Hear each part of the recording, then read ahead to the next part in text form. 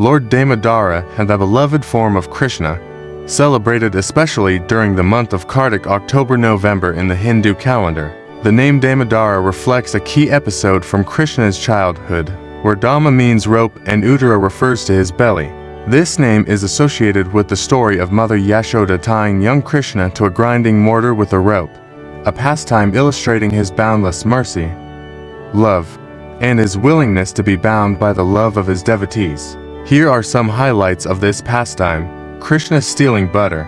Krishna, as a young child, loved butter and often stole it from the homes of the Gopas, the cowherd women of Vrindavan, including his own home. He was notorious for sneaking into homes, breaking pots, and sharing butter with his friends and even monkeys. Mother Yashoda's anger. One day, after finding Krishna in the act of stealing butter, Mother Yashoda decided to discipline him. Despite his many mischievous deeds, her love and devotion for Krishna were boundless. However, she decided to catch and punish him to curb his playful habits. Attempt to tie Krishna. Yashoda attempted to bind Krishna to a wooden grinding mortar with a rope, but every time she tried, the rope fell short by exactly 2 finger widths. After several attempts, she realized this was not an ordinary situation. This represented that Krishna can be bound only by the sincere love and devotion of his devotees. Krishna's grace. When Krishna saw his mother's genuine effort and love, he allowed her to bind him. This act showed how even the Supreme Lord, who is beyond limitations, can be bound by the love of his devotees, symbolizing his accessibility to those who sincerely love him.